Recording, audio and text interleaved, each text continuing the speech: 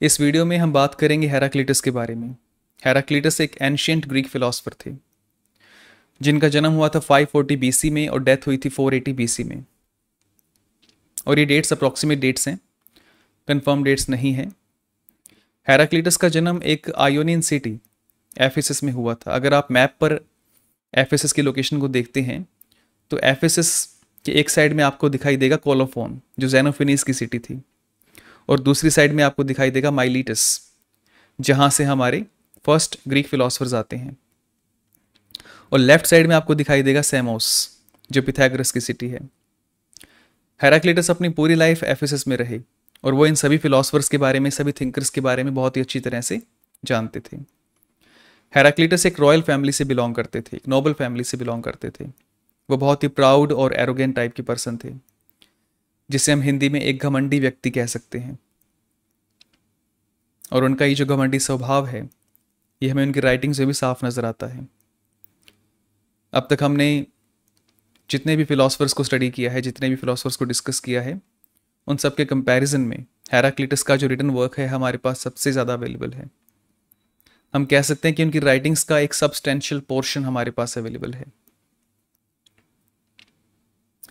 लेकिन फिर भी हेराक्लिटस को समझ पाना इतना ईजी नहीं है, क्योंकि हेराक्लिटस का जो राइटिंग स्टाइल था वो बहुत ही स्ट्रेंज था। उनके थॉट्स एक कंटिन्यूअस आर्ग्यूमेंट की फॉर्म में नहीं है। उनकी जो राइटिंग्स हैं वो एक एफोरिज्म की फॉर्म में है। एफोरिज्म्स बहुत ही छोटे सेंटेंसेस होते हैं और इन छोटे सेंटेंसेस में बहुत ही गहरी बातें कही जाती हैं। इन छोटे सेंटेंसेस में कोई आर्ग्यूमेंट नहीं होता, लेकिन एक डेप्थ होती है, इनका एक डीप मीनिंग होता है। और उस डीप मीनिंग को समझने के लिए आपको उस एफोरिज्म को बहुत गौर से पढ़ना पड़ेगा, उस पर ध्यान लगाना पड़ेगा, उससे बहुत विचार करना पड़ेगा, तभी आप उसका जो हिडन मीनिंग है, उसकी जो डेप्थ है, उसको आप समझ सकते हैं। और ऐसे ऑलमोस्ट 100 एफोरिज्म्स हमारे पास अवेलेबल हैं। और उनके इसी राइटिंग स्टाइल की वजह से उन्हें the dark one, the Riddler, the obscure इस तरह के नामों से बुलाया जाता है। और हेराक्लिटस ने एक बुक लिखी थी जो उन्होंने अल्टीमिस टेम्पल में सबमिट की थी। इस बुक को बाद में सोक्रेटिस ने रीड किया था। ऐसा माना जाता है कि सोक्रेटिस ने रीड किया था। और सोक्रेटिस ने इस बुक के बारे में कहा था कि what I understand of it is excellent, what I don't understand may well be excellent also, but only deep sea diver could get to the bottom of it. It mean Socrates की नज़र में ये writings इतनी ज़्यादा deep थी कि एक deep sea driver, एक गहरे समुद्र का गोताखोर, वही इनकी राइटिंग की डेप्थ में जा सकता है, जो हर किसी के लिए इजी नहीं है। अब शायद हमें इस चीज़ के बारे में भी सोचना चाहिए कि जो हेराक्लिटस है उन्होंने अपने थॉट्स को इस तरह से, इस मिस्टीरियस वे में क्यों लिखा, इस पजलिंग वे में क्यों लिखा।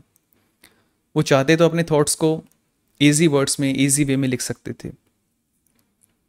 मेरा ऐसा मानना है कि हेराक्लिटस नॉलेज और विजडम के बीच का जो डिफरेंस है उसको बहुत अच्छी तरह से समझते थे।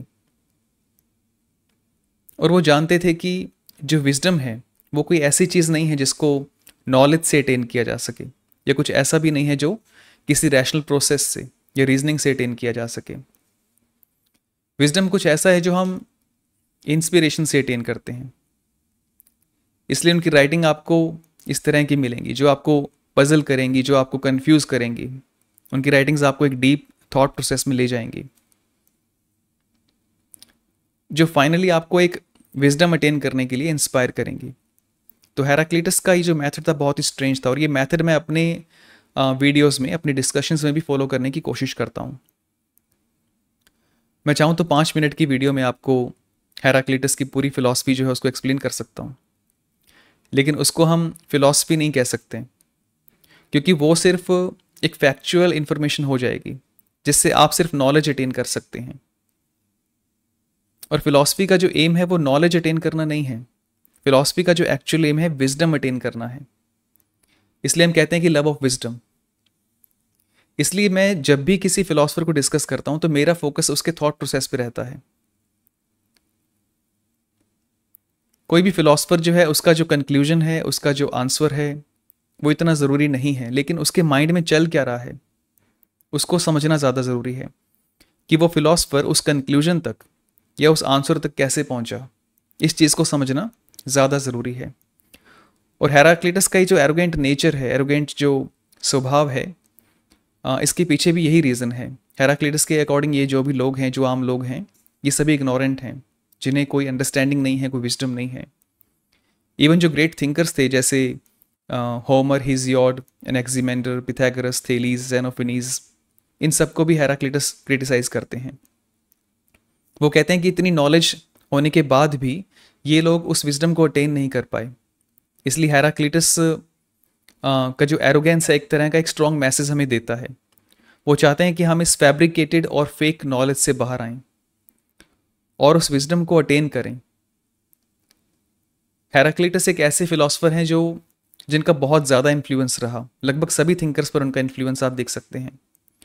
जो स्टोइक फिलोसफर्स थे उनको भी उन्होंने काफ़ी ज़्यादा इन्फ्लुएंस किया, और सोक्रेटिस, प्लेटो, एरिस्टोटल, हीगल, नीचा, हाइडेगर, डिल्यूज और फोकाल्ट, डेविड बोहम और भी पता नहीं कितने सारे ऐसे थिंकर्स हैं जिनको हेराक्लिटस ने इंस्पायर किया। और हेराक्लिटस की जो राइटिंग्स हैं वो 3 फॉर्म्स में है, नेचर, पॉलिटिक्स और रिलीजन की फॉर्म में। इन 3 सेक्शंस पे उन्होंने लिखा है, और इसी सीक्वेंस के अंदर हम उनकी जो फिलॉसफी है उसको डिस्कस करेंगे। तो सबसे पहले हम नेचर की बात करते हैं। हेराक्लिटस के अकॉर्डिंग नेचर क्या है, रियलिटी क्या है। हेराक्लिटस के अकॉर्डिंग रियलिटी एक फ्लक्स है। फ्लक्स का मीनिंग है एक कंटिन्यूस चेंज, एक कंटिन्यूस फ्लो। और हेराक्लिटस इस कंटिन्यूस चेंज को, इस फ्लक्स को फायर से डिनोट करते हैं। इस पॉइंट को समझना बहुत ज़रूरी है।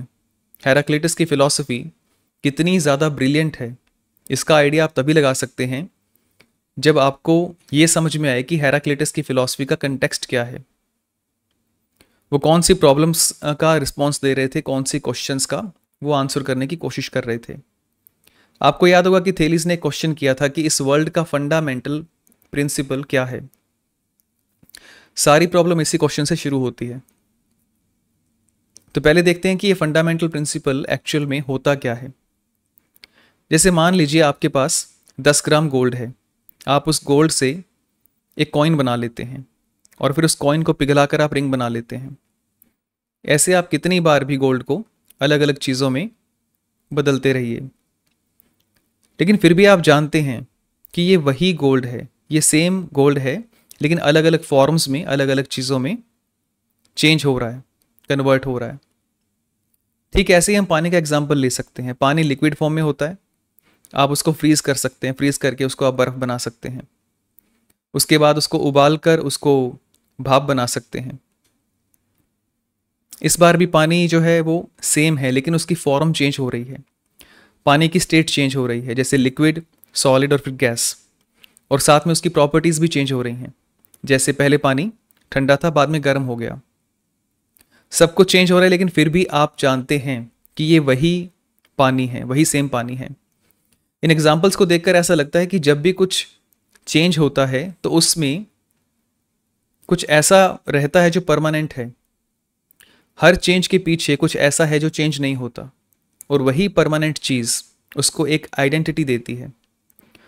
गोल्ड कितनी बार भी चेंज हो जाए, पानी कितनी बार भी चेंज हो जाए, लेकिन हमें पता है कि ये वही सेम गोल्ड है, ये वही सेम पानी है। हम उसको इसलिए आइडेंटिफाई कर पा रहे हैं, इसलिए हम उसको पहचान पा रहे हैं क्योंकि कुछ ऐसा है जो परमानेंट है।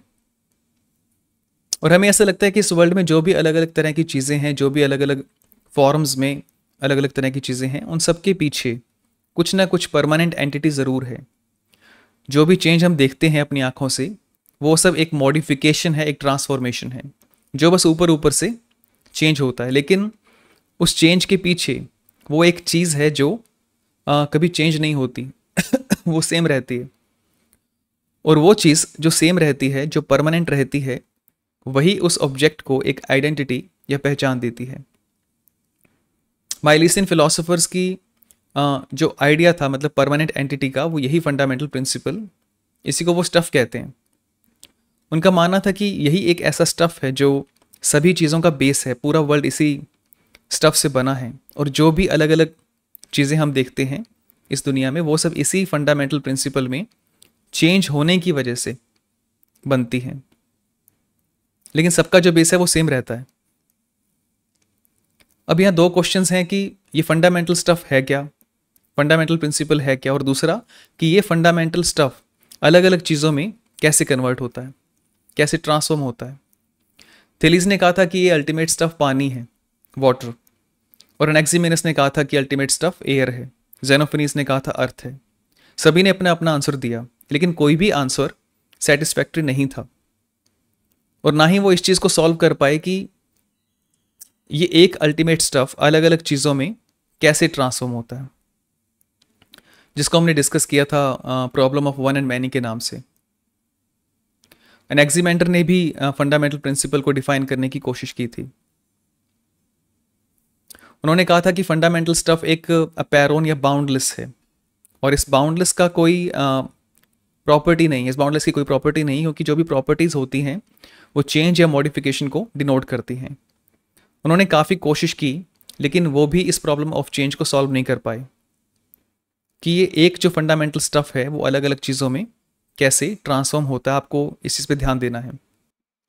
हेराक्लिटस इस प्रॉब्लम को समझते थे, और वो ये जानते थे कि जब तक हम इस अल्टीमेट या फंडामेंटल वन को मटेरियल मानते रहेंगे या एक स्टफ मानते रहेंगे, ये प्रॉब्लम सॉल्व नहीं हो सकती। तो हेराक्लिटस कहते हैं कि फंडामेंटल रियलिटी वन है, लेकिन वो रियलिटी कोई मटेरियल चीज़ नहीं है, कोई स्टफ नहीं है। वो फंडामेंटल रियलिटी एक पैटर्न या प्रोसेस है। तो ऐसे वो स्टफ या मैटर को डिनाई कर देते हैं और पैटर्न या प्रोसेस पर फोकस करते हैं। ऐसा करने से वन एंड मैनी की जो प्रॉब्लम है, डाइवर्सिटी इन यूनिटी की जो प्रॉब्लम है, अनेकता में एकता की जो समस्या है, वो सॉल्व कर देते हैं।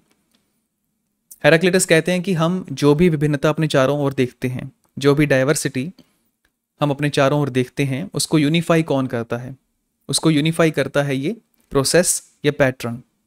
इस विभिन्नता से भरे वर्ल्ड को एक यूनिवर्स कौन बनाता है? वो है ये प्रोसेस। फिर वो इस प्रोसेस या पैटर्न को एक्सप्लेन करते हैं कि ये प्रोसेस या पैटर्न है change according to measures. It means ये कोई रैंडम चेंज नहीं है, कोई रैंडम चेंज नहीं है, ये एक ऑर्डर्ड चेंज है, एक व्यवस्थित परिवर्तन है। और ये व्यवस्थित परिवर्तन या ऑर्डर्ड चेंज कंटिन्यूसली चलता रहता है। इस कंटिन्यूस चेंज को वो फ्लक्स कहते हैं, और इस फ्लक्स को फायर से डिनोट करते हैं। यहाँ एक पॉइंट है जो नोट करने वाला है कि हेराक्लिटस का ये जो चेंज है ये परमानेंट है। हेराक्लिटस के अकॉर्डिंग ये चेंज हमेशा से था, अब भी कंटिन्यूसली चल रहा है और आगे भी कंटिन्यूसली चलता रहेगा। इट मीन्स ये चेंज या फ्लक्स परमानेंट है और एवर लास्टिंग है। In simple words, change is eternal. Okay, और रियलिटी के इस नेचर को समझ पाना ही विजडम है।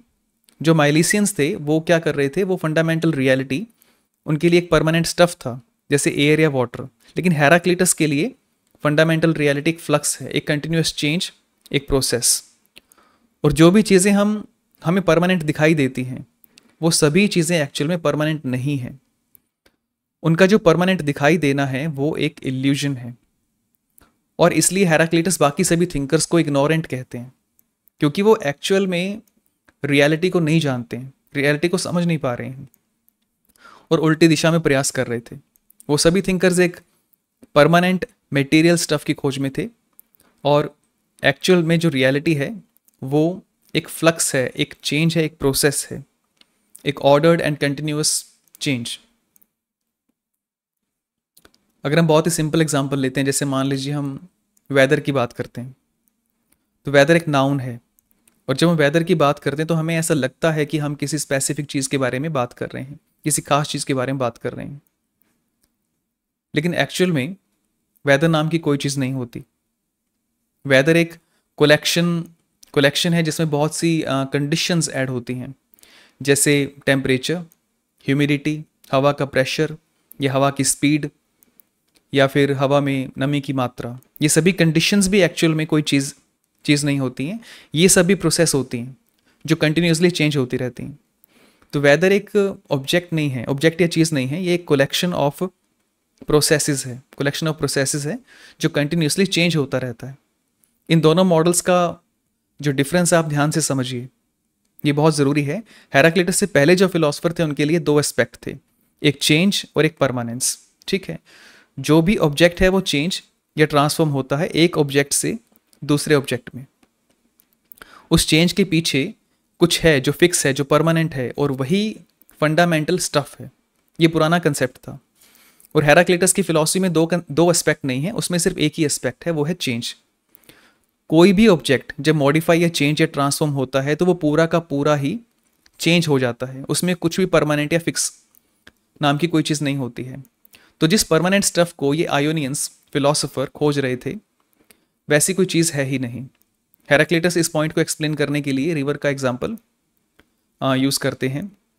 वो कहते हैं you can not step into the same river twice, कि आप एक ही रिवर में, एक ही नदी में 2 बार पैर नहीं रख सकते। क्योंकि जैसे ही आप दूसरी बार पैर रखने की कोशिश करते हो, दूसरी बार पैर रखने लगते हो, पहले वाला जो रिवर है वो चेंज हो चुका है। क्योंकि रिवर कोई फिक्स ऑब्जेक्ट नहीं है, वो एक कंटिन्यूस फ्लो है जिसका पानी हमेशा फ्लो करता रहता है, चेंज होता रहता है। रिवर का जो नाम है, उसका जो भी नाम हो वो सेम रहेगा, लेकिन जो फिजिकल एंटिटी है वो कंटिन्यूसली चेंज होती रहती है। इसलिए रिवर किसी भी 2 मोमेंट्स में सेम नहीं होती है। हेराक्लिटस के बाद एक थिंकर थे, मुझे उनका नाम याद नहीं आ रहा, वो कहते हैं कि हम भी उस रिवर के जैसे हैं, हमारे में और उस रिवर में कोई फ़र्क नहीं है। जब हम दूसरी बार उस रिवर में पैर रखते हैं तब तक वो रिवर चेंज हो जाती है और हम भी वो पर्सन नहीं रहते जिसने पहली बार उस रिवर में पैर रखा था। तो जैसे अगर मान लीजिए आपके बचपन की फ़ोटो आप देखते हैं तो आप पहचान जाते हैं कि आप वही सेम पर्सन हैं, लेकिन फिर भी एक सेंस में आप दोनों सेम पर्सन नहीं होते। आप फिजिकली और मेंटली चेंज हो चुके होते हैं। आपका फेस वैसा नहीं है, आपकी हैबिट्स वैसी नहीं है, आपके लाइक्स डिसलाइक्स, आपका जो थॉट प्रोसेस है, कुछ भी वैसा नहीं है। और कुछ भी अगर सेम नहीं है तो आप वो सेम पर्सन कैसे हो सकते हैं? आप इसके बारे में सोचिए। हेराक्लिटस का आंसर पहले की फिलॉसफी को 3 डिफरेंट वेज में पूरी तरह से चेंज कर देता है। पहला पॉइंट ये कि फंडामेंटल प्रिंसिपल कोई स्टफ या मैटर नहीं है, ये एक प्रोसेस है। और दूसरा पॉइंट कि चेंज रियल है और परमानेंस एक इल्यूजन है।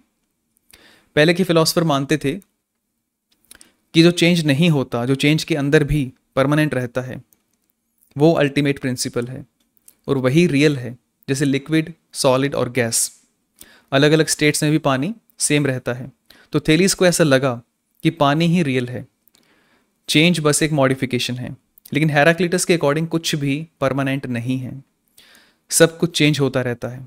इसलिए चेंज ही रियलिटी है और परमानेंस एक इल्यूजन है, एक माया है। और तीसरा सबसे ज़रूरी पॉइंट आइडेंटिटी का। अगर सब कुछ चेंज हो रहा है, कुछ भी फिक्स नहीं है, तो आप किसी चीज़ को आइडेंटिफाई कैसे करोगे? आप कैसे कहोगे कि आप वही सेम पर्सन हो जो आप कल थे, या वही पर्सन हो जो आप 2 मिनट पहले थे या 2 सेकंड पहले थे? पहले वाले फिलोसफर्स तो मानते थे कि कोई ऐसी चीज़ है जो फिक्स रहती है, चेंज नहीं होती, और वही चीज़ कंटिन्यू होती रहती है। इससे हम जान जाते हैं कि 10 साल बाद भी पहचान लेते हैं कि हाँ, ये वही सेम पर्सन है। लेकिन हेराक्लिटस के केस में क्या होगा, जहाँ कुछ भी परमानेंट नहीं है? हेराक्लिटस कहते हैं कि किसी भी चीज़ की जो आइडेंटिटी है वो प्रोसेस की कंटिन्यूटी पर बेस्ड होती है। जैसे आप फायर को देखते हो, तो फायर जो है कंटिन्यूसली चेंज हो रही है, वो हर सेकंड एक नई फायर होती है। बर्निंग इन और बर्निंग आउट एक साथ होता रहता है, उसमें कुछ भी फिक्स नहीं है। लेकिन फिर भी हम उसको देख सकते हैं, उसको आइडेंटिफाई कर सकते हैं, क्योंकि एक प्रोसेस है जो कंटिन्यूसली चल रहा है। उस प्रोसेस में कोई गैप या कोई ग्लिच नहीं होता है, वो एक कंटिन्यूस प्रोसेस है। और उस प्रोसेस की जो कंटिन्यूटी है उसको आइडेंटिटी देती है। इन दोनों मॉडल्स का अलग अलग नाम है। फर्स्ट मॉडल को हम कहते हैं कंटिन्यूटी ऑफ सब्जेक्ट, जिसमें कोई फिक्स चीज़ होती है जो एक सेकंड से दूसरे सेकंड में कंटिन्यू होती है। जो पहले के फिलोसफर थे वो इस तरह से सोचते थे। और दूसरा मॉडल है continuity of process. It means एक ऐसा प्रोसेस है जो बिना किसी गैप के एक सेकंड से दूसरे सेकंड में कंटिन्यू होता है। ये हेराक्लिटस का कंसेप्ट है, हेराक्लिटस की सोच है। तो आइडेंटिटी पहले उस फिक्स स्टफ पर डिपेंड थी, लेकिन अब जो आइडेंटिटी है वो प्रोसेस की कंटिन्यूटी पर डिपेंड है। ये आइडिया वैसे बहुत ही कंफ्यूजिंग है कि रियलिटी एक फ्लक्स है, फिर भी हम सब कुछ कितना स्टेबल देखते हैं, सब कुछ कितना परमानेंट लगता है हमें। लेकिन आपको ध्यान देना होगा कि हेराक्लिटस जब चेंज की बात करते हैं तो वो नॉर्मल चेंज की बात नहीं कर रहे हैं। वो नॉर्मल चेंज हम अपनी आंखों से देख सकते हैं, ठीक है, हमें हमें अपनी आंखों से नज़र आता है नॉर्मल चेंज। जैसे थोड़ी देर पहले धूप निकली हुई थी, अभी मौसम जो है बारिश का मौसम हो गया है। लेकिन हेराक्लिटस ऐसे चेंज की बात नहीं कर रहे हैं, वो एक डीपर लेवल पर चेंज की बात कर रहे हैं। वो कहते हैं कि everything changes all the time, कि हर चीज़ हर समय चेंज होती रहती है। जैसे मेरे सामने ये पेन है जो कंटिन्यूसली चेंज हो रहा है, लेकिन मुझे फिर भी ये इतना परमानेंट शो हो रहा है, मुझे इसका चेंज दिखाई नहीं दे रहा है। हेराक्लिटस कहते हैं कि ये सटल चेंज ये हमें दिखाई नहीं देता, क्योंकि जो रेट ऑफ चेंज है वो कंस्टेंट है। चेंज हो रहा है लेकिन एक कंस्टेंट पेस पर हो रहा है। जैसे मान लीजिए एक स्विमिंग पूल है जिसमें एक नया पानी आ रहा है और पहले वाला पानी बाहर जा रहा है लेकिन पानी के आने और जाने की जो स्पीड है, ठीक है, वो सेम है। धीरे धीरे पूल का सारा पानी चेंज हो जाएगा, लेकिन हम नोटिस नहीं कर पाएंगे उस चीज़ को, क्योंकि जो चेंज की स्पीड है वो एकदम सेम है। सेम ऐसा ही फायर के साथ होता है। फायर का जो जलना और साथ साथ डिस्ट्रॉय होना सेम स्पीड से होता है, इसलिए हमें वो परमानेंट दिखाई देती है। सेम ऐसा ही हम रिवर के केस में देखते हैं, सेम ऐसे रिवर के साथ होता है, इसलिए चेंज होता रहता है, लेकिन फिर भी सब कुछ इतना स्टेबल नज़र आता है और हम उस हर चीज़ को आइडेंटिफाई कर पाते हैं। ये बहुत ही कंफ्यूजिंग कंसेप्ट है, और हेराक्लिटस का ये आइडिया काफ़ी मॉडर्न आइडिया है। फिलोसोफर्स हों या साइंटिस्ट हों, वो हमेशा से इस फिजिकल वर्ल्ड में कुछ परमानेंट सर्च करने की कोशिश कर रहे हैं, कुछ ऐसा जो कभी चेंज नहीं होता। लेकिन जैसे जैसे हम सर्च करते जाते हैं, हर स्टेप पर हमारा जो कंसेप्ट है वो चेंज हो जाता है। सबसे पहले हमने ये देखा कि जो भी क्रिएशन और डिस्ट्रक्शन है वो एटम्स की रीअरेंजमेंट की वजह से होती है। इट मीन्स जो एटम्स हैं वो रीअरेंज हो जाते हैं और हमें लगता है कि कुछ क्रिएट या डिस्ट्रॉय हो रहा है, कुछ चेंज हो रहा है। हमें ऐसा लगा कि जो एटम्स हैं वो परमानेंट हैं और इंडिस्ट्रक्टिबल हैं, लेकिन और आगे सर्च करने पे हमें ये रियलाइज़ हुआ कि एटम्स भी छोटे पार्ट्स में डिवाइड हो सकते हैं। ये एटम्स भी आगे चलकर छोटे पार्ट्स में ब्रेक हो सकते हैं, ये इंडिस्ट्रक्टिबल नहीं है। फिर हमने एटम्स के स्मॉलर पार्ट्स जैसे इलेक्ट्रॉन्स हैं और प्रोटॉन्स हैं उनके बारे में डिस्कवर किया। फिर हमने ये डिस्कवर किया कि ये जो पार्टिकल्स हैं ये एनर्जी में कन्वर्ट हो सकते हैं। अब तक हम एटम्स को और पार्टिकल्स को परमानेंट मानकर चल रहे थे, इनडिस्ट्रक्टिबल मान के चल रहे थे, लेकिन इस डिस्कवरी के बाद हमारा ये जो कंसेप्ट है परमानेंट का वो पूरी तरह से चेंज हो गया। अब जो एनर्जी है वो परमानेंस का न्यू कंसेप्ट बन गया। अगर हम जनरल सेंस में बात करें तो एनर्जी कोई फिजिकल मैटर नहीं है, ये कोई ऐसी चीज़ या ऐसा कोई स्टफ नहीं है जिसकी तरफ आप इशारा कर सकते हो या जिसको आप फिंगर से डिनोट कर सकते हो। ये बस एक प्रोसेस है या एक इंटरेक्शन के जैसा है। इसको हम हेराक्लिटस की लैंग्वेज में फ्लक्स कह सकते हैं। ये हेराक्लिटस की फायर की तरह एक कंटिन्यूस प्रोसेस है, एक कंटिन्यूस चेंज है। तो जैसे माइलिसियन फिलोसोफर्स थे, वो इस वर्ल्ड में कुछ परमानेंट फाइंड करने की कोशिश कर रहे थे। तो पहले वो वाटर, एयर, अर्थ, इस तरह की कोई मटेरियल चीज़ पर फोकस कर रहे थे। फिर बाद में हेराक्लिटस कहते हैं कि ये कोई मटेरियल चीज़ या स्टफ नहीं है, ये एक प्रोसेस है जो परमानेंट है। ठीक ऐसा ही साइंस के साथ होता है। साइंटिस्ट पहले एटम्स और पार्टिकल्स को परमानेंट समझ रहे थे, बाद में उन्होंने डिस्कवर किया कि ये जो परमानेंट है वो मटेरियल नहीं है, वो एनर्जी है जो एक कंटिन्यूस प्रोसेस के जैसा होता है। और रसल इस पॉइंट को बहुत ही ब्यूटीफुल वे में अपनी बुक में एक्सप्रेस करते हैं। वो कहते हैं कि what Burns has disappeared from modern physics. It means जब हम फायर को देखते हैं तो हमारे माइंड में दो अलग अलग तरह की चीज़ें आती हैं। पहली वो चीज़ जो बर्न हो रही है, जो जल रही है, उसको हम कहते हैं व्हाट बर्न्स, जो जल रहा है। और सेकंड वो जो प्रोसेस जो चल रहा है, burning, the process of burning, जलने का जो प्रोसेस है। तो रसल कहते हैं कि जो मॉडर्न फिजिक्स है उसमें ये जो कंसेप्ट है व्हाट बर्न्स, वो चीज़ जो जल रही है वो गायब हो गई है, डिसअपीयर हो गई है। और अब मॉडर्न फिजिक्स जो है वो बर्निंग पर फोकस कर रहा है, बर्निंग के प्रोसेस पर फोकस कर रहा है। मीन्स जो प्रोसेस है उस पर फोकस किया जा रहा है। यानी अब वाटर, एयर, ये अर्थ की बात नहीं हो रही है, अब फ्लक्स की, अब चेंज की बात हो रही है, अब प्रोसेस की बात हो रही है। और इसी फ्लक्स या चेंज के बेस पर हेराक्लिटस यूनिटी ऑफ अपोजिट्स का आइडिया देते हैं। यूनिटी ऑफ अपोजिट्स का एक्चुअल मीनिंग है कि अपोजिट्स का होना ज़रूरी है। अपोजिट्स अगर नहीं है तो वर्ल्ड का ये जो स्टेबल ऑर्डर है ये मेंटेन नहीं हो सकता। इस आइडिया का जो कंटेक्स्ट है उस पर हम थोड़ा ध्यान देते हैं। आपको याद होगा कि एनेक्सिमेंडर ने 4 अपोजिट्स की बात की थी, अपोजिट फोर्सेस की बात की थी, hot, cold, wet and dry. उन्होंने कहा था कि ये 4 अपोजिट फोर्सेस हैं जो एक दूसरे के साथ कन्फ्लिक्ट में रहती हैं और एक दूसरे को बैलेंस आउट करने की कोशिश करती हैं। उनके एग्जैक्ट वर्ड्स हैं, make reparation to one another for their injustice according to the order of time. It means ये जो 4 अपोजिट फोर्सेस हैं ये एक दूसरे के साथ इनजस्टिस करती हैं और फिर बाद में बैलेंस आउट करने की कोशिश करती हैं। और पिथागोरस का आपको याद होगा, उन्होंने भी 10 अपोजिट्स की बात की थी, odd, even, left, right, rest, motion, good, evil, इस तरह के कुछ 10 अपोजिट्स की वो बात करते हैं।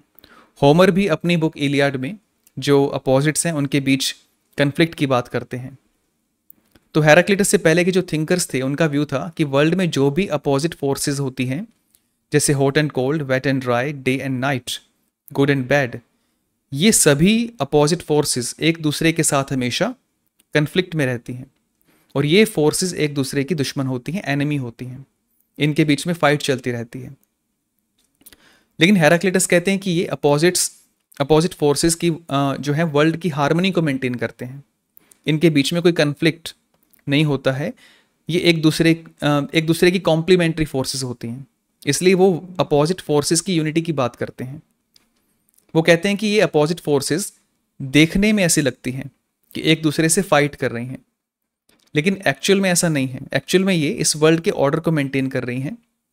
जैसे वो फायर के एग्जाम्पल देते हैं, फायर के एग्जाम्पल में बर्न इन होना और बर्न आउट होना ये दोनों अपोजिट इवेंट्स होते हैं और ये अपोजिट इवेंट्स एक दूसरे को सपोर्ट करते हैं और यही दोनों इवेंट्स फायर को एक स्टेबिलिटी प्रोवाइड करते हैं, एक हार्मनी प्रोवाइड करते हैं।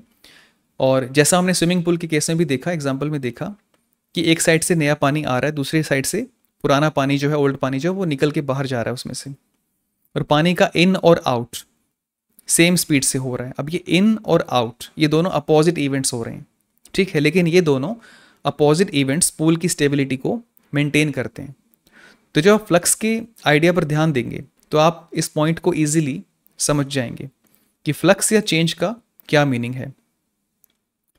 अगर एक कंटिन्यूस चेंज हो रहा है, कंटिन्यूस चेंज चल रहा है, तो इसका मीनिंग ये है कि क्रिएशन और डिस्ट्रक्शन एक साथ हो रहे हैं।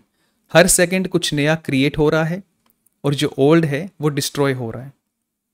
क्रिएशन और डिस्ट्रक्शन दोनों अपोजिट फोर्सेस एक साथ काम करती हैं और एक बैलेंस वे में काम करती हैं, एक बैलेंस मेंटेन करती हैं। इट मीन्स ये जो स्टेबिलिटी है, जो यूनिटी है, वो अपोजिट के कॉम्बिनेशन से पॉसिबल है। हेराक्लिटस से पहले के जो थिंकर्स थे वो अपोजिट फोर्सेस को डिस्ट्रक्टिव वे में देखते थे। अपोजिट मीन्स डिस्ट्रक्शन या विनाश, लेकिन हेराक्लिटस अपोजिट फोर्सेस को कंस्ट्रक्टिव वे में देखते हैं। उनके लिए अपोजिट फोर्सेस का मीनिंग है कंस्ट्रक्टिव, बैलेंस, हार्मनी और सृजन। हेराक्लिटस इस यूनिटी को एक्सप्लेन करने के लिए डेली लाइफ एग्जाम्पल्स का यूज़ करते हैं और वो 3 डिफरेंट टाइप्स के एग्जाम्पल्स का यूज़ करते हैं। फर्स्ट टाइप के एग्जाम्पल्स परसेप्शन पर बेस्ड हैं। जैसे वो कहते हैं the path traced by the pen is straight and crooked. It means आपकी जो हैंड राइटिंग है वो सीधी भी है और टेढ़ी मेढ़ी भी है। अगर आप सेंटेंस को देखते हैं तो सेंटेंस एकदम सीधी लाइन में लिखा जाता है, लेकिन अगर आप वर्ड्स की बनावट को देखते हैं तो वर्ड्स घुमावदार कर्व्स में लिखे जाते हैं। सेम हैंड राइटिंग स्ट्रेट भी है और क्रूकेड भी है। फिर वो कहते हैं कि समुद्र का जो पानी है वो प्योर भी है और इम्प्योर भी है। जो फिश है उसके लिए वो पानी प्योर है क्योंकि वो उसको पी सकती है, और जो ह्यूमंस हैं वो उस पानी को नहीं पी सकते, उनके लिए वो अनहेल्दी है, इम्प्योर है। फिर वो कहते हैं the path up and the path down are the same.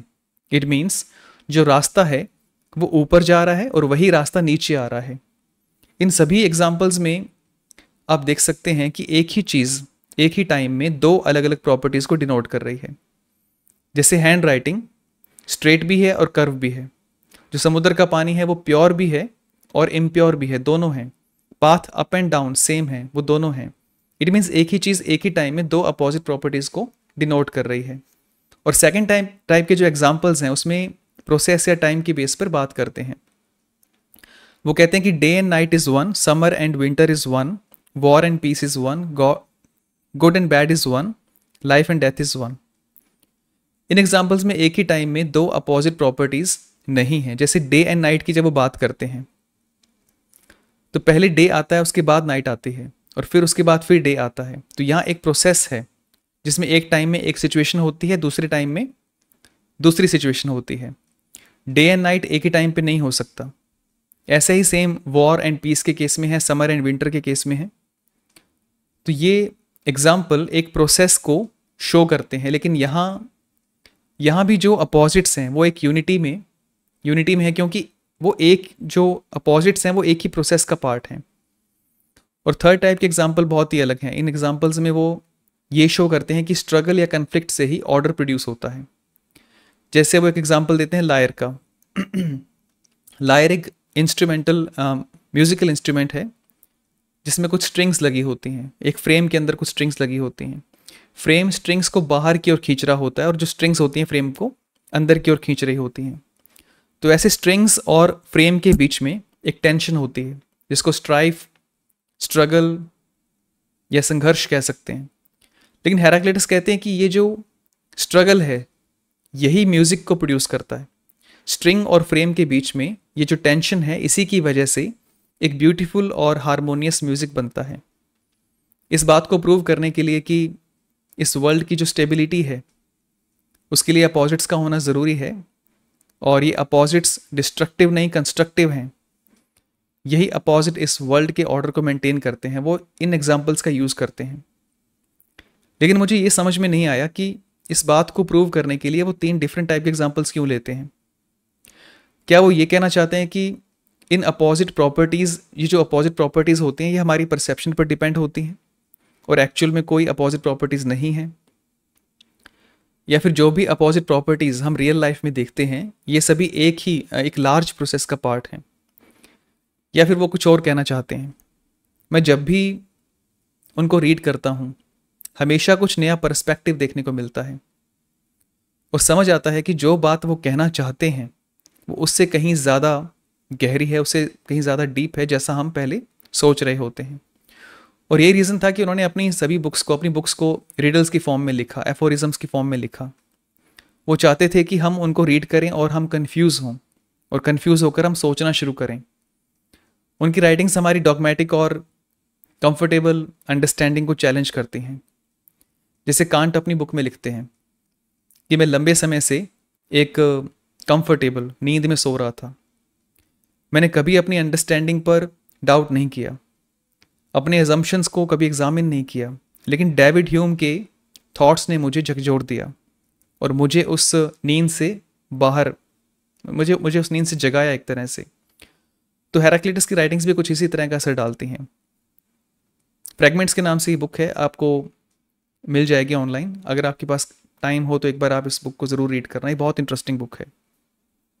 फिर नेक्स्ट कंसेप्ट है लोगोस का। हेराक्लिटस कहते हैं कि ये चेंज या फ्लक्स कोई रैंडम प्रोसेस नहीं है, ये एक ऑर्डर्ड प्रोसेस है, एक व्यवस्थित परिवर्तन।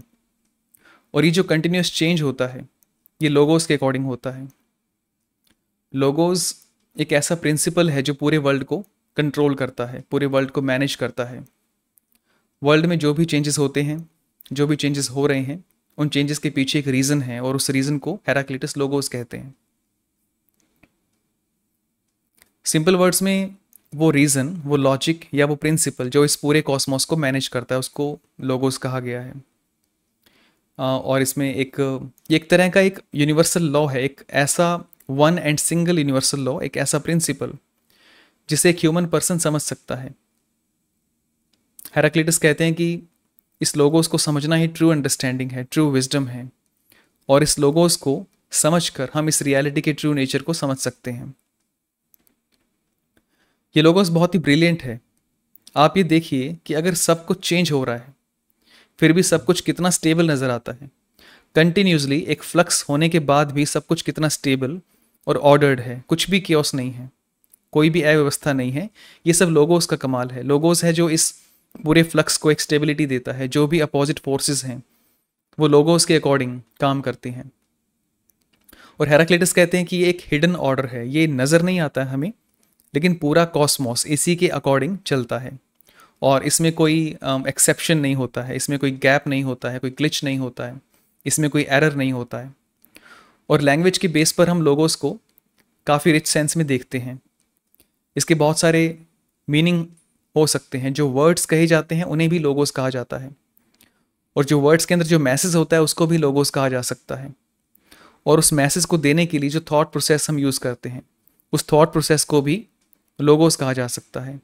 एक रैशनल ऑर्डर, एक रैशनल आर्ग्यूमेंट या किसी भी स्ट्रक्चर या पैटर्न को भी लोगोस कहा जा सकता है। लॉजिक वर्ड भी लोगोस से बना है। साइकोलॉजी, बायोलॉजी, सोशियोलॉजी, ये जितने भी वर्ड्स हैं ये सब लोगोस से बने हैं। और ये वर्ड बाइबल में भी दिया गया है, जिसमें लिखा है, in the beginning was the logos and the logos was with God and the logos was God. लेकिन हेराक्लिटस इस वर्ड को रीज़न या फिर एक यूनिवर्सल लॉ की सेंस में यूज़ करते हैं, और वो कहते हैं कि लोगोस को समझ पाना बहुत ही मुश्किल काम है। बहुत ही मुश्किल काम है और बहुत ही कम लोग ऐसे हैं जो इसको समझ पाते हैं। लोगोस की अंडरस्टैंडिंग के बेस पर वो सभी लोगों को 3 कैटेगरीज में डिवाइड करते हैं। 3 कैटेगरीज में डिवाइड करते हैं। पहली कैटेगरी में हेराक्लिटस अपने आप को रखते हैं क्योंकि वो इस लोगोस को जानते हैं, और दूसरी कैटेगरी में वो लोग हैं जो लोगोस के बारे में डायरेक्टली नहीं जानते, लेकिन वो अपनी रीजनिंग के लिए इसका यूज़ करते हैं। अपनी रीजनिंग और लॉजिकल पावर्स के लिए लोगोस का इनडायरेक्टली यूज़ करते हैं। और थर्ड कैटेगरी में ऐसे पर्सन हैं जो नींद में हैं, वो ना ही लोगोस को जानते हैं, ना ही इसको अपने थॉट प्रोसेस में, अपनी रीजनिंग के लिए इसका यूज़ कर सकते हैं। ऐसे लोग पूरी तरह से डार्कनेस में हैं। अब जैसे हम फिलॉसफी को स्टडी कर रहे हैं, आपको भी फिलॉसफी को ऐसे ही स्टडी करना है, ऐसे ही रीड करना है। सब पॉइंट्स आपस में कनेक्टेड होने चाहिए। जैसे पहले हमने कंटेक्स्ट को समझा कि क्या क्वेश्चंस थे हेराक्लिटस के सामने, फिर हेराक्लिटस ने क्या रिस्पॉन्स दिया। हेराक्लिटस ने कहा कि चेंज या फ्लक्स, फिर ये फ्लक्स कैसे परमानेंस और आइडेंटिटी के कंसेप्ट को चेंज करता है, फिर ये आइडेंटिटी कैसे यूनिटी ऑफ अपोजिट्स को कैसे डिफाइन करती है, फिर लोगोस इस पूरे प्रोसेस को एक वन सिंगल प्रोसेस कैसे बनाता है, उसको कैसे यूनिफाई करता है। सब कनेक्टेड होना चाहिए। ये फिलॉसफी के लिए बहुत ज़्यादा ज़रूरी है। किसी भी फिलॉसफर को या किसी भी कंसेप्ट को आपने आइसोलेशन में स्टडी नहीं करना है। जो भी आइडिया आप स्टडी करते हैं वो फिलॉसफी के कंप्लीट डिस्कोर्स के साथ कनेक्टेड होना चाहिए। तो ये 4 मेन कंसेप्ट्स हैं हेराक्लिटस की फिलॉसफी में: flux, fire, unity of opposites और लोगोस। फ्लक्स का मीनिंग है सब कुछ चेंज हो रहा है, कुछ भी परमानेंट नहीं है, और इसी फ्लक्स के नेचर को हेराक्लिटस फायर के सिंबल से डिनोट करते हैं। ये फायर का सिंबल रियलिटी के चेंज और डायनामिक नेचर को रिप्रेजेंट करता है। यूनिटी ऑफ अपोजिट्स का मीनिंग है कि जो अपोजिट फोर्सेस हैं वो एक दूसरे पर डिपेंड करती हैं। ये फोर्सेस एक साथ मिलकर एक बैलेंस और हार्मनी क्रिएट करती हैं, जो इस पूरी रियलिटी को एक स्टेबिलिटी प्रोवाइड करती हैं। और तीसरा है लोगोस। लोगोस एक रैशनल प्रिंसिपल है, ये कॉस्मिक लॉ है जो इस पूरे वर्ल्ड को मेंटेन करता है, ऑर्गेनाइज करता है, एक ऑर्डर प्रोवाइड करता है, और ये एक हिडन अट्यूनमेंट है जो इस पूरे वर्ल्ड प्रोसेस का बेस है, एक तरह से हम कह सकते हैं। ये 4 कंसेप्ट 5 डिफरेंट वेज में फिलॉसफी को चेंज कर देते हैं। First, fundamental principle material stuff नहीं है। फंडामेंटल प्रिंसिपल एक प्रोसेस है, इट मीन्स ये एक मैटर जैसी चीज़ नहीं है, ये एनर्जी के जैसी कोई चीज़ है। सेकेंड, ये कि परमानेंट रियल नहीं है, चेंज रियल है। जो भी परमानेंट हम देखते हैं वो बस एक इल्यूजन है। और तीसरा ये कि सब्जेक्ट या आइडेंटिटी का जो बेस है वो कोई परमानेंट स्टफ नहीं है, वो प्रोसेस है। किसी भी ऑब्जेक्ट की जो आइडेंटिटी है उसके कंटिन्यूस प्रोसेस पे डिपेंड करती है। और फोर्थ पॉइंट है कि अपोजिट फोर्सेस डिस्ट्रक्टिव नहीं होती हैं। अपोजिट फोर्सेस जो होती हैं कंस्ट्रक्टिव होती हैं, जो बैलेंस एंड हार्मनी को मेंटेन करती हैं। और लास्ट है, जो पहले के फिलोसोफर्स थे वो वन एंड मैनी की प्रॉब्लम को सॉल्व नहीं कर पाए थे, लेकिन हेराक्लिटस कहते हैं कि मैनी या अनेक नाम की कोई चीज़ नहीं होती है। जो भी प्लूरैलिटी या जो भी विभिन्नता हमें नज़र आती है वो सब इसी कॉस्मिक प्रोसेस का इंटीग्रल पार्ट है, क्योंकि the whole reality is only one. तो ये मेन कंसेप्ट्स हैं जो मैंने समराइज़ किए हैं। मैं चाहता हूँ कि हम हेराक्लिटस की कुछ फ्रेगमेंट्स को, कुछ एफोरिज्म्स को रीड करें। फिलॉसफी का जो रियल टेस्ट है वो सोर्स बुक्स को रीड करने में है। जैसे हेराक्लिटस ने ग्रीक लैंग्वेज में लिखा, उसको बाद में इंग्लिश में ट्रांसलेट किया गया, जो सेकेंड हैंड अंडरस्टैंडिंग हो जाती है। और उस सेकेंड हैंड अंडरस्टैंडिंग के बेस पर थर्ड हैंड इंट्रोडक्टरी बुक्स लिखी जाती हैं, और उन इंट्रोडक्टरी बुक्स के बेस पर और आगे बुक्स लिखी जाती हैं। हर स्टेप पर उनकी फ़िलॉसफी की जो एक्चुअल फ्रेशनेस है वो कम हो जाती है। हम ग्रीक तो नहीं पढ़ सकते, लेकिन जो फर्स्ट ट्रांसलेशंस हैं इंग्लिश में उनको हम रीड कर सकते हैं। तो चलिए हम कुछ उनके फ्रेगमेंट्स को रीड करके देखते हैं। हेराक्लिटस कहते हैं, this ordered universe which is the same for all was not created by any one of the gods or of mankind, but it was ever and is. But it was ever and is and shall be ever living fire, kindled in measures and quenched in measures. इस एक fragment में हमारे कई concepts आ जाते हैं। First तो यही कि ये एक ऑर्डर्ड यूनिवर्स है, इसको किसी गॉड ने या ह्यूमन ने नहीं बनाया है, ये हमेशा से था और हमेशा रहेगा। और इसका जो नेचर है वो फायर के जैसा है। और जो लास्ट लाइन है, kindled in measures and quenched in measures, ये लाइन लोगोस को रिप्रेजेंट करती है। ये जो वर्ल्ड है जिसको फायर से डिनोट किया गया है, ये फायर जलती और बुझती है एक मेजर्स के अकॉर्डिंग। इट मीन्स एक रैशनल प्रिंसिपल या लॉ है जो इसके फ्लक्स को मैनेज करता है, मेंटेन करता है। फिर वो कहते हैं, all things come into being through opposition and all are in flux like a river. एक minute. All things come into being through opposition and all are in flux like a river. यहाँ वो कहते हैं कि जो भी opposite forces हैं वही इस वर्ल्ड के एग्जिस्टेंस का बेस है। यहाँ वो ये नहीं कह रहे हैं कि ये वर्ल्ड अपोजिट फोर्सेस की वजह से बना है। वर्ल्ड का वो पहले ही बता चुके हैं कि जो वर्ल्ड है वो हमेशा से था, वो एटर्नल है, उसको किसी गॉड ने या ह्यूमन ने नहीं बनाया।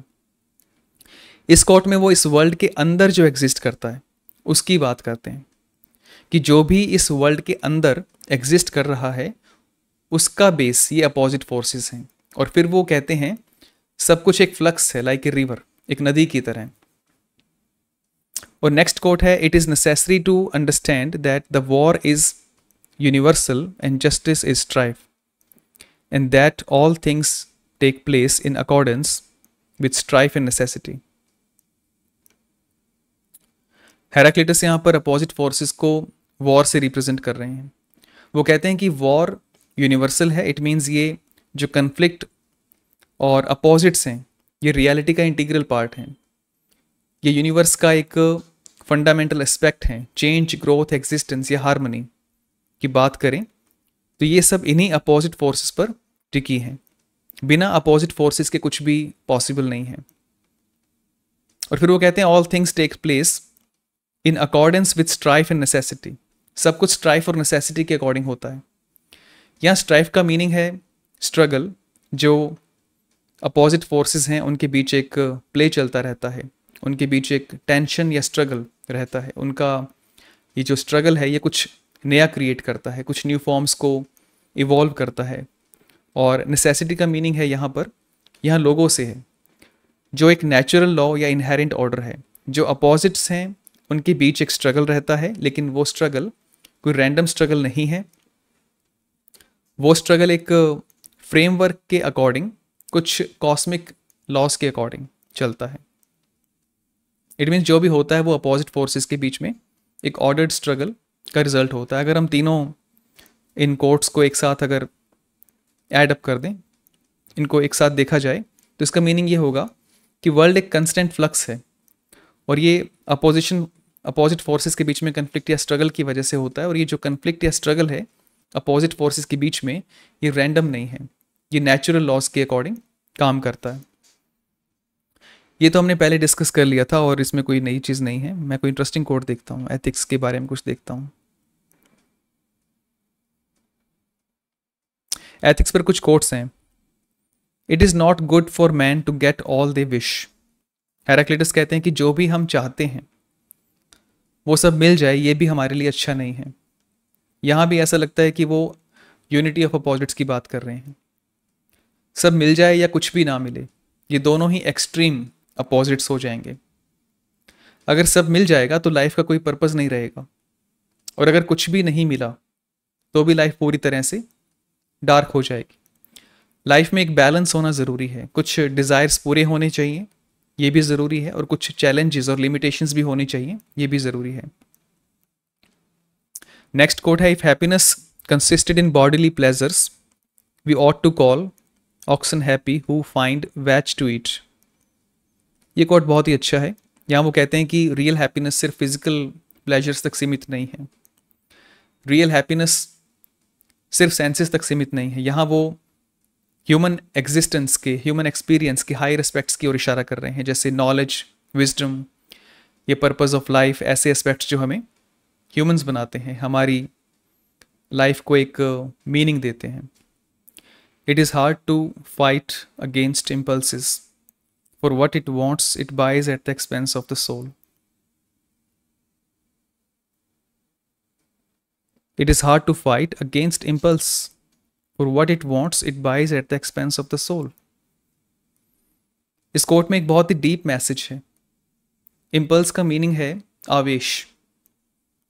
इट मीन्स हमारे जो इमीडिएट डिज़ायर्स हैं कि हम अभी क्या चाहते हैं। अभी जैसे हमारा मन रील्स देखने का मन हो, या फिर गेम्स खेलने का मन हो, या फिर हम गुस्से में हों और किसी को नुकसान पहुंचाना चाहते हैं, तो हमारा जो आवेश है, जो हमारे इमीडिएट डिज़ायर्स हैं, उनसे फाइट करना बहुत ही मुश्किल है।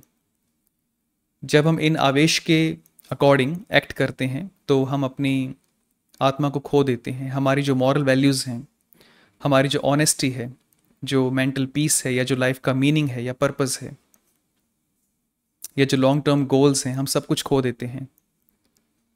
और हमारा जो मॉडर्न वर्ल्ड है, ये जो टेक्नोलॉजिकल या डिजिटल वर्ल्ड है, ये इन्हीं इम्पल्सिस को एम्पलीफाई करता है और हमारे आवेश को बढ़ाकर अपने प्रॉफिट के लिए यूज़ करता है। जो सोशल मीडिया ऐप्स होती हैं, उनको ऐसे डिज़ाइन किया जाता है कि आपको इंस्टेंट ग्रेटिफिकेशन मिल सके। जैसे ही आप ऑनलाइन होते हो, आपको लाइक्स, कमेंट्स और शेयर्स मिलना शुरू हो जाते हैं। और ये जो पुश नोटिफिकेशन का सिस्टम है, ये भी आपके बिहेवियर को ऐसे ट्रेन करता है कि आपको ऐसे लगता है जैसे कि मुझे अभी इसका रिप्लाई करना ज़रूरी है। जैसे कोई मैसेज या कोई कमेंट है तो आपको एक अर्जेंसी फील होती है, और अगर आप उस नोटिफिकेशन को रिस्पॉन्ड नहीं करते तो आपको एक बेचैनी सी होने लगती है। हर स्टेप पर आपके इमीडिएट डिज़ायर्स को, इम्पल्सिस को यूज़ किया जाता है। एक क्लिक से शॉपिंग हो जाती है, फास्ट डिलीवरी हो जाती है, हर 5 मिनट में आपको न्यूज़ देते हैं, और हर न्यूज़ एक ब्रेकिंग न्यूज़ होती है।